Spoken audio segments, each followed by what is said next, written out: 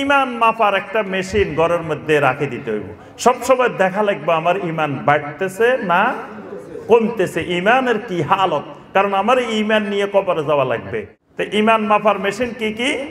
ইমান মাপার কয়েকটা মেশিন দিয়ে আমি সূত্র দিয়ে আলোচনা শেষ করে দিব। আপনার ইমানটা ঠিক আছে কিনা। ধরেন আপনি ডায়াবেটিস রোগী, তো এখন বাসায় বাসায় সবাই আমরা কি করি, সুগার মাপার মেশিন রাখি না? কারণ আপনার সুগার কোন সময় বাড়ি যায় কোন সময় কমে যায় দেখা লাগবে না? আচ্ছা, প্রেশারের রুগী, প্রেশার মাপার মেশিন একটা রাখতে হয়, মাপি মাপি দেখতে হয় প্রেশার বেড়ে গেছে না কমে গেছে। আপনি আমি যখন ইমানওয়ালা হব, ইমান মাপার একটা মেশিন ঘরের মধ্যে রাখে দিতে হইব। সবসময় দেখা লাগবে আমার ইমান বাড়তেছে না কমতেছে, ইমানের কি হালত, কারণ আমার ইমান নিয়ে কবরে যাওয়া লাগবে। তো ইমানটা যদি চুরি হয়ে যায়, ছিনতাই হয়ে যায়, শূন্য হয়ে যায়, তাহলে তো আমার অবস্থা খারাপ। তো ইমান মাপার মেশিন কি কি? এক নম্বর মেশিনটা রাখতে হবে, ইন্নামাল মুমিনুনা আল্লাযীনা ইযা যুকিরাল্লাহু ওয়াজিলাত কুলুবুহুম। আল্লাহ রাব্বুল আলামিনের জিকির হইলে আমার অন্তর প্রকম্পিত হয় কিনা। আল্লাহর জিকির মানে ধরেন আজান, আল্লাহর জিকির। আজান কি? আল্লাহ রাব্বুল আলামিনের জিকির। আজান শুরু হয় কি দিয়ে? আল্লাহু আকবার, আল্লাহু আকবার দিয়ে। আল্লাহু আকবার আল্লাহর জিকির, রাসূলের তরিকার জিকির, এটা বেদাতি জিকির না, রাসূলের তরিকার সুন্নতি জিকির। আল্লাহু আকবার, আল্লাহু আকবার। শেষ হয় কি দিয়ে? আজান, লা ইলাহা ইল্লাল্লাহ দিয়ে। আজানটা আল্লাহর একটা কি জিকির। এই জিকির যখন হবে তখন আমার অন্তরের ভিতরে একটা কম্পন সৃষ্টি হবে, ভীতি সৃষ্টি হবে। যদি হয় বুঝতে হবে আমার অন্তরের ভিতরে, কলবের ভিতরে ঈমান আছে।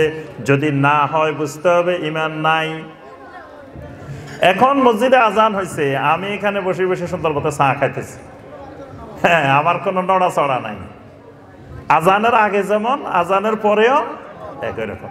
এখানে মসজিদে আজান হয়ে গেছে, আমি ঠিক মতো বেচা কেনার কাজে ব্যস্ত আছি, আমার অন্তরে কোনো উপলব্ধি নেই, নড়াচড়া নেই। ফজরের সালাতের আজান হয়ে গেছে, আমার অন্তরে কোনো নড়াচড়া নাই। আমার কম্বল ফেলে দিয়ে, লেপ তোষক ফেলে দিয়ে লাফ মেরে উঠে যেতে হবে, কোনো উপলব্ধি নেই, অন্তরে নড়াচড়া নাই। তার অর্থ হলো আমার অন্তরের ভিতরে ঈমান নাই। এইটা সবসময় পরীক্ষা করতে হবে যে আজান হইলে আমার অন্তরের অবস্থাটা কেমন হয়। দেখবেন যারা নিয়মিত মুসল্লি, এরা আজান হইলে ছটফট ছটফট করতে থাকে, কতক্ষণে সালাতটা আদায় করে নিবে। যখন সালাতের সালাম ফিরায়, সালাতটা শেষ হয়, তার অন্তরের ভিতরে এমন এক আনন্দ অনুভব হয়, যে আনন্দটা পৃথিবীর কোনো মানুষকে সে ভাষায় ব্যক্ত করতে পারবে না। সুবহানাল্লাহ। দেখবেন নামাজি ভাইয়েরা জানে যে সালাতটা যখন শেষ হয় কি এক আনন্দ লাগে মনের ভিতরে, যেটা আপনি ভাষায় দুনিয়ার কাউকে ব্যক্ত করে বুঝাইতে পারবেন না। তাহলে যেই মানুষটা আজান হয়ে গেল, সালাত হয়ে গেল, অন্তরে কোনো নড়াচড়া নাই, বুঝতে হবে তার ঈমানও নাই। 2 নম্বর, ওয়াইজা তুলিয়াত আলাইহিম আয়াতুহু যাদাতহুম ঈমানা। কোরআনে কারীমের তেলাওয়াত হইলে তার চোখে পানি আসে, ঈমান বেড়ে যায়। কোরআনের সাথে সম্পর্ক বৃদ্ধি করলে তার ঈমান বাড়ে। এখন দেখা গেছে কোরআনে কারীমের তেলাওয়াতও নাই, কোরআনে কারীমের ইলমও নাই, কোরআনে কারীমের আমলও নাই, বুঝতে হবে ঈমান ভেঙে গেছে। কোরআনের সাথে যার সম্পর্ক নাই তার ঈমানও নাই। কোরআনে কারীমের সাথে সম্পর্ক যত বাড়বে ঈমান তত বাড়বে। এখন দেখবেন আগে ঘরে ঘরে কোরআন তেলাওয়াত হইতো, এখন ঘরে ঘরে কোরআন তেলাওয়াত বন্ধ। কোরআন তেলাওয়াতের বদলে ঘরে ঘরে কত রকমের মোবাইল ঢুকছে, টেলিভিশন ঢুকছে, ল্যাপটপ ঢুকছে, ঢুকে এখানে এখন গান বাজনা চলতে থাকে, কোরআন তেলাওয়াত চলে না।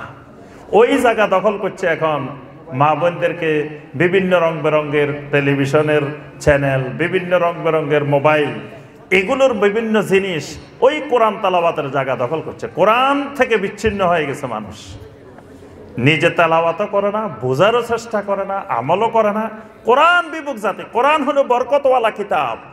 যেই ঘরে কোরআনের চর্চা যত বেশি, কোরআনের তেলাওয়াত যত বেশি, ওই ঘর হবে তত বেশি মোবারক। আর শয়তান ওই ঘরে থাকবে না। শয়তান ঘরে ঢুকে প্রথমে দলবল নিয়ে আসে, আসার পরে কতক্ষণ বসে রয়েছে দেখে যে এই ঘরের লোকেরা ঘরে ঢুকার সময় আল্লাহর জিকির করে করে ঢুকে। তো তখন শয়তান তার সঙ্গীদেরকে বলে লা মাবিতা লাকুম, কয় না খবর ভালো মনে হইতেছে না, এই ঘরের লোকেরা দেখি আল্লাহ জিকির করে করে ঢুকে, এই ঘরে তো থাকা যাবে না। তো সঙ্গীরা কয় একটু বসেন, দেখি আরো একটু অপেক্ষা করি, এত তাড়াতাড়ি যাইয়েন না। কতক্ষণ পরে দেখে যে এরা খাইতে বসছে, তখনও আল্লাহ জিকির করে, বিসমিল্লাহ বলে খায়। কয় লা মাবিতা লাকুম ওয়ালা আশা লাকুম, কাহার সর্বনাশ, কোন করে চলি আইছ, এই ঘরে থাকাও নাই খানাও নাই কিচ্ছু নাই, তাহলে বাতেও মরতে হইব, শীতেও মরতে হইব, সবে মরতে হইব, তাড়াতাড়ি বাইরে চলো। তখন শয়তান দল বল নিয়ে ঘর থেকে বাইরে চলে যায়। এখন দেখে এই ঘরের লোকদের কোনো জিকির আজকার ইবাদত বন্দেগী কিচ্ছু নাই, কয়েক নিরাপদ সুন্দর এক আশ্রয় পাইছে এই ঘরের মধ্যে, থাকাও আছে খানাও আছে সব আছে। তাহলে ঘরগুলাকে শয়তানের আড্ডা বানানো যাবে না, শয়তানকে বের করে ওই ঘরটা তাওহীদের ঘর, ঈমানের ঘর বানাইতে হবে। মূল কথা, আমাদের ঈমানটা এক অমূল্য সম্পদ, মহা সম্পদ, সারা দুনিয়া বিক্রি করলেও ঈমানের দাম হবে না। তাহলে এত বড় সম্পদ আল্লাহ আমাদেরকে ভালোবেসে দান করছেন, এই ঈমানটারে পাহারা দিতে হবে। কোন ছিনতাইকারী, কোন ডাকাত যেন আমার আপনার ঈমান ছিনতাই করতে, ডাকাতি করতে না পারে। এখন আপনি যদি বেখেয়াল হয়ে থাকেন তো কোন সময় ছিনতাই হয়ে যাব আপনি টেরো। আর ছিনতাই কিন্তু যে ছিনতাইকারী, ঈমান ছিনতাইকারী আসবো, শয়তান সবার কাছে সব লেবাসে যায় না, যে যেরকম তার কাছে ওই লেবাসে যায়।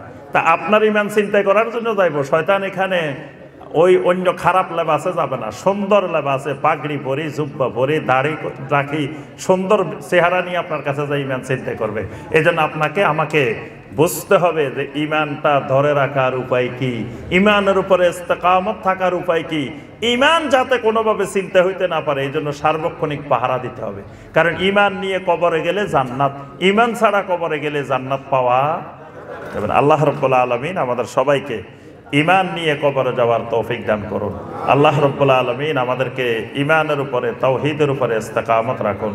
আল্লাহ রাব্বুল আলামিন আজকের এই মুন্সিরহাট সালাফি ফাউন্ডেশনের ইসলামী কনফারেন্সকে আল্লাহ রাব্বুল আলামিন কবুল ও মঞ্জুর করে নিন। আল্লাহ রাব্বুল আলামিন এই এলাকাবাসীকে কবুল ও মঞ্জুর করে নিন। এই এলাকাটাকে আল্লাহ পাক শিরিক মুক্ত, বেদাত মুক্ত, কুফর মুক্ত এলাকা হিসেবে আল্লাহ পাক কবুল ও মঞ্জুর করে নিন।